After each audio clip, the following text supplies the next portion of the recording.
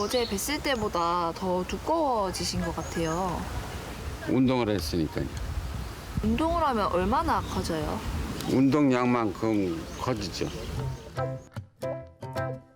운동을 하면 할수록 팔이 더 굵어진다고요? 이번에는 철봉을 잡고 앉았다 일어서기를 반복하는 남자. 그런데 이 운동으로는 팔이 굵어질 것 같질 않은데요. 어찌된 일일까? 이 단순한 동작에도 그의 표정이 심상치 않습니다. 보기에 쉽죠. 근데 나한테는 진짜 죽기 살기로 하는 겁니다. 그날 오후 운동을 마친 남자가 집으로 향합니다. 그런데 남자의 걸음걸이가 조금 불편해 보이는데요. 신발을 벗고 몸을 일으키는 것도 수월치 않아 보입니다. 힘겹게 들어온 집에는 아무런 인기척이 없는데요. 아버님 혼자 여기 거주하신 거예요? 아니면은 아니 이제 집 식구하고 같이 사는데 집 식구는 지금 일 나갔죠. 집에 들어오자마자 쉴 틈도 없이 청소를 시작하는 남자. 뽀빠이 팔로 열심히 바닥을 닦습니다.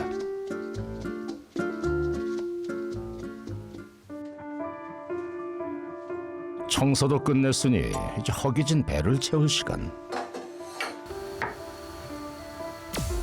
그런데 두부를 썰 때는 양손을 사용하는 게 편할 텐데 이번에도 뽀빠이 팔만 사용합니다.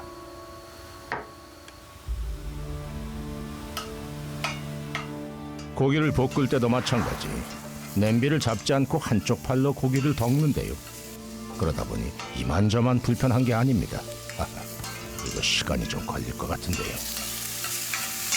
잘 안 되네. 붓고 해야 되네.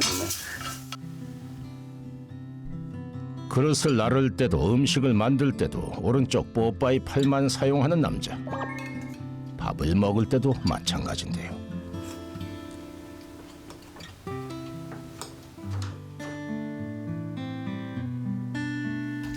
세수를 할 때도 한쪽 팔만 쓰다 보니 그마저도 쉽지 않아 보입니다. 대체 남자는 왜 굵은 오른팔만 사용하는 걸까요? 젖으신 것 같은데 옷은 안 갈아입으셔야 되는 거 갈아입으셔야 내가 되는 갈아입지를 못하죠. 이게 움직이지 않으니까. 그리고 이쪽 손이 움직이지도 않고 이게 이쪽에 있는 게 너무 커갖고 내가 끼기가 힘들어요 옷을. 그래서 못해. 뇌졸중으로 왼쪽 팔과 다리가 불편한 상태라는 남자. 그런데 마비되지 않은 오른팔은 왜 이렇게 굵은 걸까요? 지금 퇴근하는 거야? 웬일일까? 남자가 가뿐하게 몸을 일으키는데요. 누구세요? 제 집사람이 아내예요. 아 아내분이세요? 네. 아 항상 이 시간에 퇴근하니까 제가 바람 좀 쐴 겸 그래갖고 볼 사람을 보기 위해서 지금 나와 있는 거예요. 매일같이 아내가 퇴근하길 기다렸다 나란히 집으로 돌아오곤 합니다. 맨날 파란 거만 입어서 빨간 거를 사왔어. 여기 예쁜가 봐야지. 우와 멋지다. 됐어. 아내가 옷을 사온 모양이군요. 110이야? 고르기 힘들었겠는데? 하나밖에 없대. 어머님 표정이 좋으세요? 그래도 꽃가옷 생겼는데. 아이고. 남편의 새 옷을 사오면 아내가 가장 먼저 찾는 게 있다는데요. 아니, 이건 가위 아닌가요? 가위를 들고 거침없이 새 옷을 자르는 아내. 굵은 오른팔 때문에 일단 소매를 잘라내고 봐야 한다는군요. 오, 잘 맞네. 와 멋지다.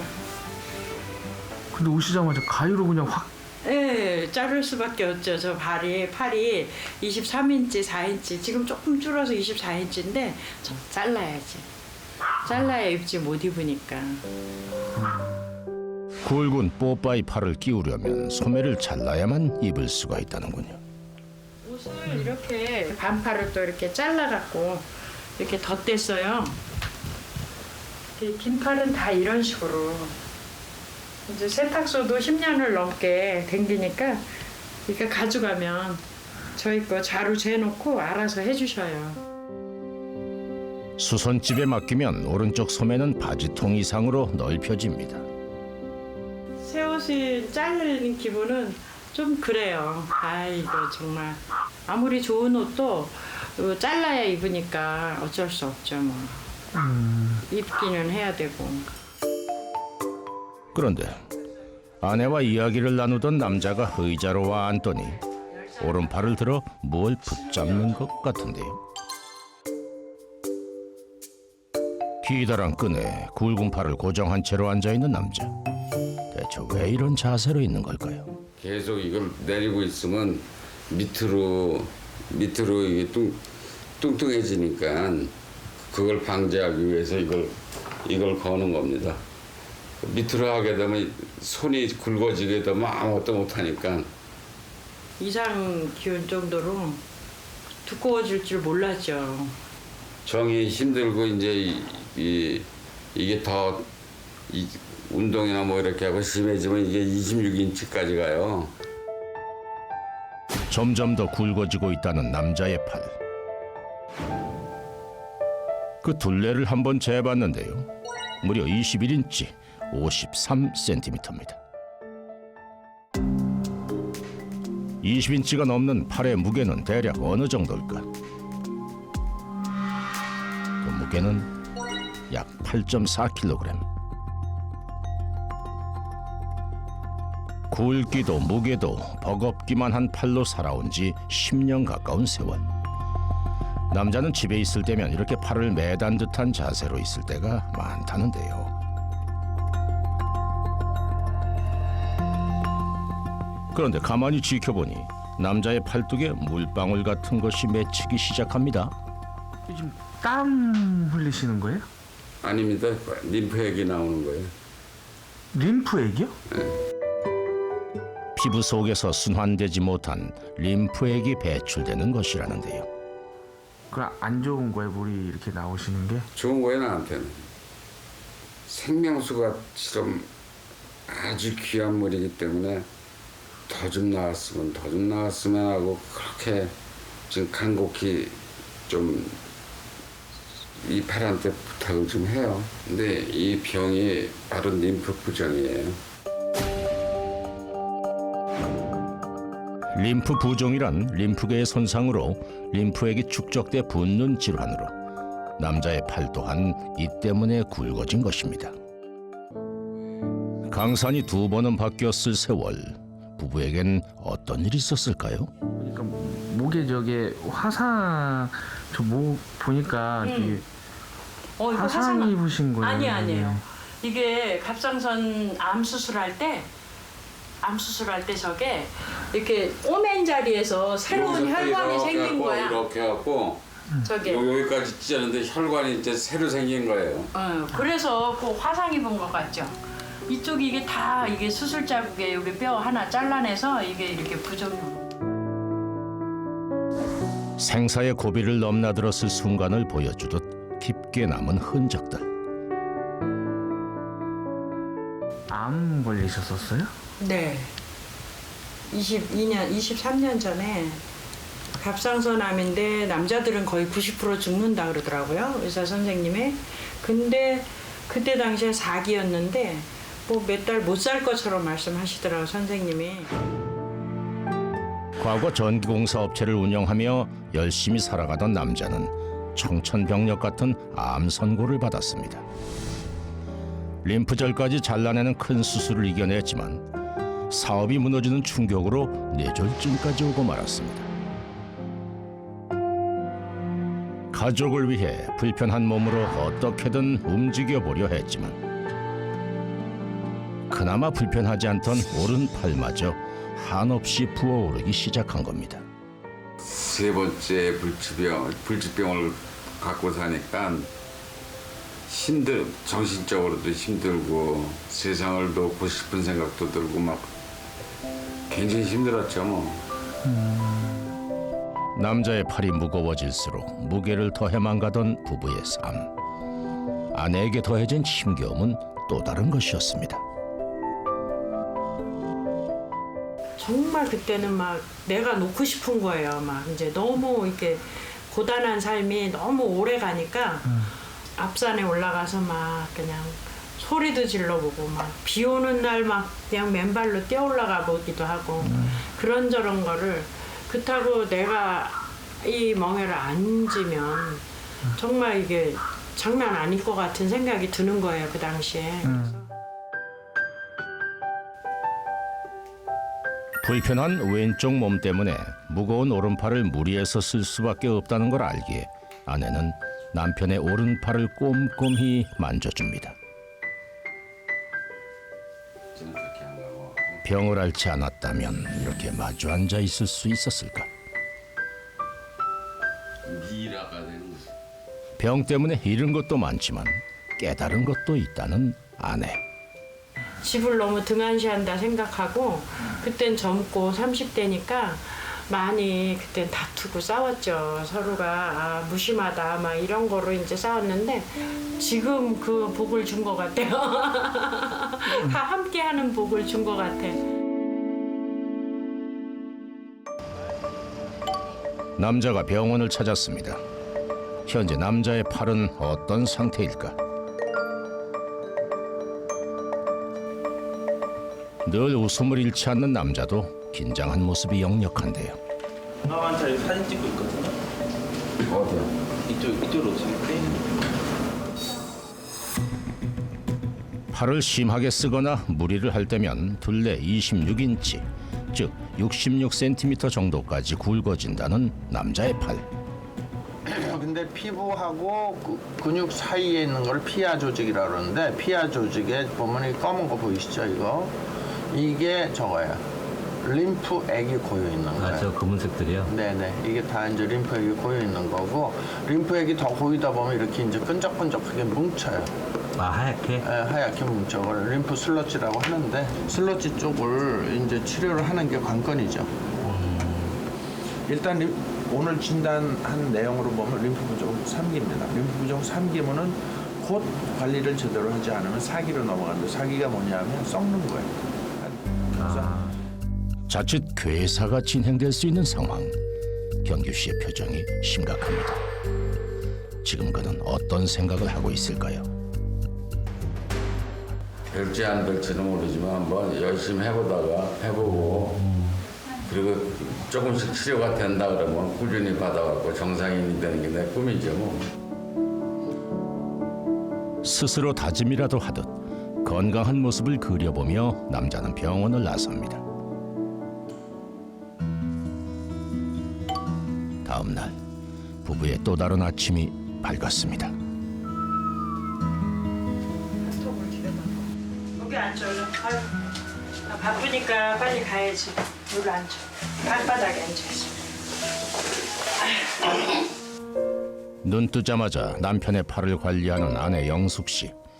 뭘 하나 봤더니 팔에 붕대를 감기 시작합니다. 오늘 잘 됐다 이렇게 석고처럼 됐다 석고. 일찍이 해서 난 씻고 이제 이럴 동안에 좀 이렇게 감고 있어요. 감고 나서 이게 계속 조이니까 피가 안 통해갖고 끄트머리 보면은 저리기도 하고 좀 불편해요. 근데 이걸 안 감으면 하루 생활하기가 힘들어서 불편하고 힘들어도 맨날 감아요. 지금부터 전쟁을 치르시는 것 같아요. 이게 땀 나신다고 늘, 하고. 늘 이렇게 이게 생활이니까. 예, 그래갖고 그냥 분주다사하게 이러고 나가는 거지. 그런데 그때 영수가 일로 와봐. 여기 앉아. 왜 또 바빠 죽겠는데 왜 나오래? 서비스 좀 해줘. 아이고 참. 아, 알았어. 한 번만 더 두둥겨줘라 이왕이면. 고마워. 아이고 시원해라. 고마움이 큰 만큼 미안함도 큰 남편. 야, 한 손이라도 좋다야. 출근하는 아내의 뒷모습을 보는 남편의 마음은 늘 편치 않습니다. 이따 전화할게.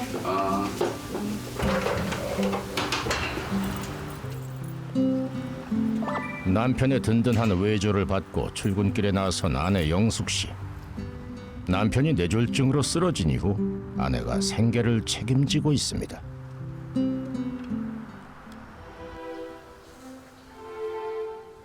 아내가 도착한 곳은 한 아파트. 안녕 신이야? 이곳엔 웬일일까 했더니 바로 이곳이 그녀의 일터랍니다.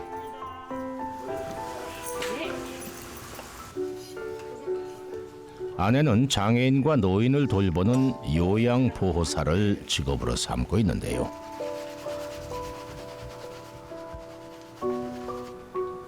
그녀가 이 일을 시작하게 된 건 바로 남편 때문이었다고 합니다. 마트에서 다른 부서에서 있다가 이걸 이제 따게 됐어요. 요양보호사를. 아, 우리 신랑보다 훨씬 더 불편한 사람들이 많더라고요. 그래서 이 일을 하면서 즐겁게 할 수 있는 걸 해봐야겠다. 씻기는 거니 뭐니 이런 걸 하다 보니까 그냥 이분들이 필요한 거구나 하고서 그냥 이렇게 하게 되더라고요. 자연스럽게.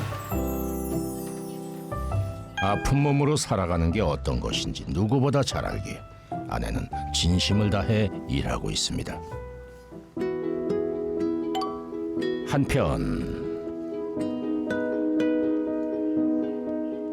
남편은 더디고 불편한 걸음으로 또 산을 찾았습니다.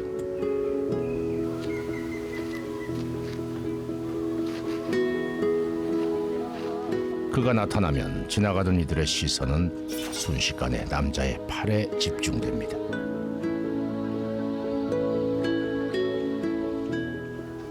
많이 쳐다보고 이러면 부담스럽거나 그렇지 않아요? 예전에는 부끄러워서 어디를 나가지 못했댔죠. 근데 지금은 이제 어차피 있잖아 인기 스타인데 뭐. 인기 스타야? 예. 왜냐면 하도 돌아다니고 그러니까 이제 인기 스타가 돼갖고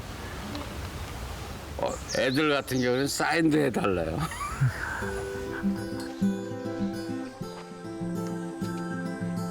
오늘도 철봉 앞에 선 남자. 오른팔에 의지한 채 앉았다 일어나는 동작을 계속합니다.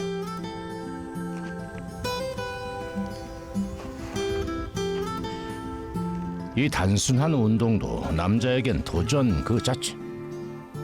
그는 포기하지 않고 동작을 반복합니다. 뭐 일반 사람 같으면 40분 하면 100개 이상 하는데 나는 잘해야 한 40개. 운동을 하면 할수록 점점 붓는다는 오른팔. 어쩌면 그는 정말 이 팔에서 뽀빠이 같은 힘이 솟아나길 바랄 걸지도 모르겠습니다. 대체 그는 왜 이토록 절실하게 힘든 운동을 계속하는 걸까? 나는 아내한테 미안해갖고 도움받는 걸 갖다 좀 줄이려고 열심히 하고 있습니다. 아내를 위해 그는 오늘도 내일도 산을 오르고 운동을 계속할 겁니다. 운동을 마친 남자가 어디론가 향합니다. 대체 어디로 가는 걸까요? 한참을 걷고 또 걷다 보니 그만 바지춤이 내려가 버렸습니다.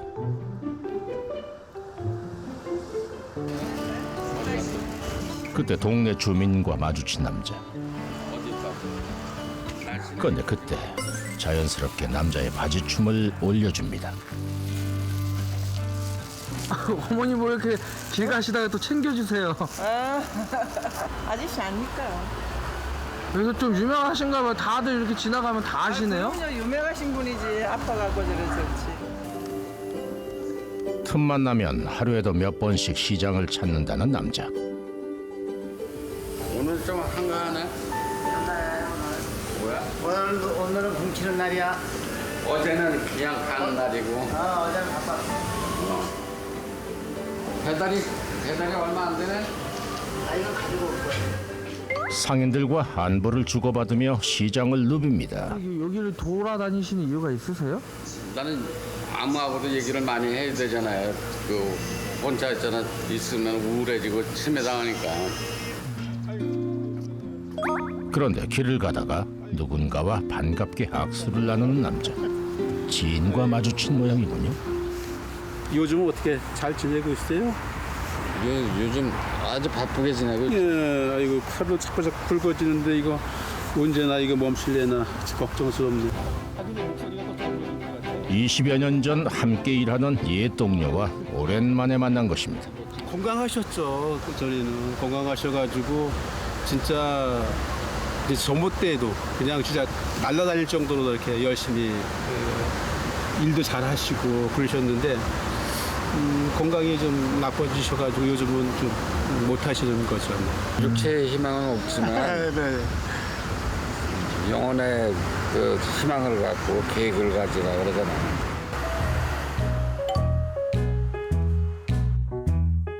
집으로 들어온 남자가 컴퓨터 앞에 앉습니다. 컴퓨터로 뭔가를 쓰는 모양인데요. 역시나 한쪽 손을 이용한 독수리 타법으로 작업을 계속합니다. 그런데 갑자기 연필을 꺼내 입에 무는 남자. 뭘 하려는 걸까 했더니 입에 문 연필과 오른손으로 타자를 계속해 나갑니다. 이 시프트 키가 한 손은 못 쓰기 때문에 못 하기 때문에 입에다 이렇게 물고 이걸로 시프트를 눌러요.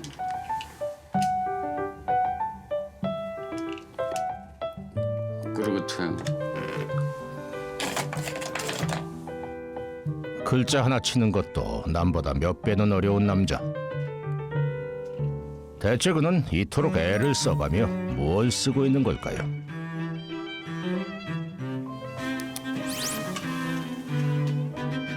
마음속 깊은 곳에 담겨 있었던 고백을 한자 한자 쳐가는 남자. 좀 악몽 같아서 생각하기는 싫지만 기록을 좀 남겨갖고 좀 남들한테도 알리려고 이렇게 쓰고 있습니다. 남자는 예전엔 미처 몰랐던 일상의 소중함을 다시 느끼고 있습니다. 볕이 좋은 어느 봄날,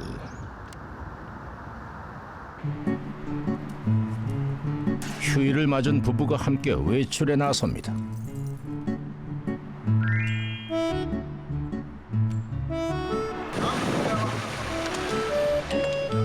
어디 좋은 데라도 가는 걸까요? 경규 씨는 아내가 사준 새 옷까지 차려입었습니다.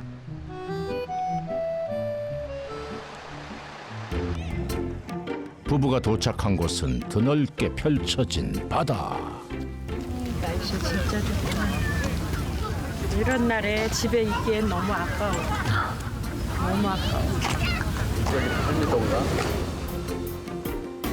부부가 함께 보내는 시간이 부족한 만큼 아내가 쉬는 날이면 가까운 곳으로 나들이를 나오곤 한다는군요.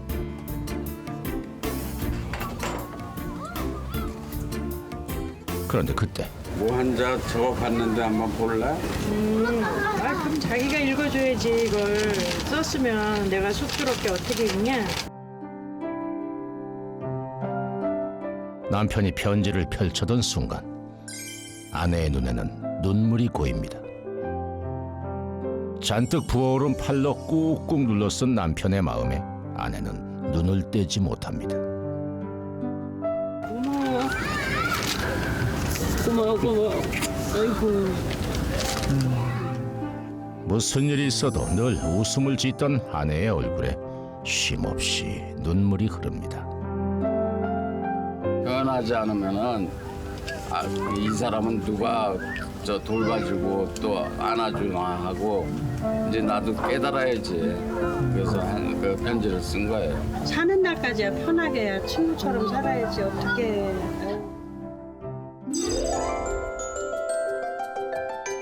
서로가 없었다면 지금까지 견딜 수 있었을까요? 남편에겐 아내를 굳건하게 지켜줄 수 있는 힘이 팔에서 솟아나게, 아내에겐 힘겨운 삶의 무게를 지탱할 수 있는 환한 미소가 계속되게. 그래서 부부의 내일은 더욱 건강하고 행복하길 기원합니다.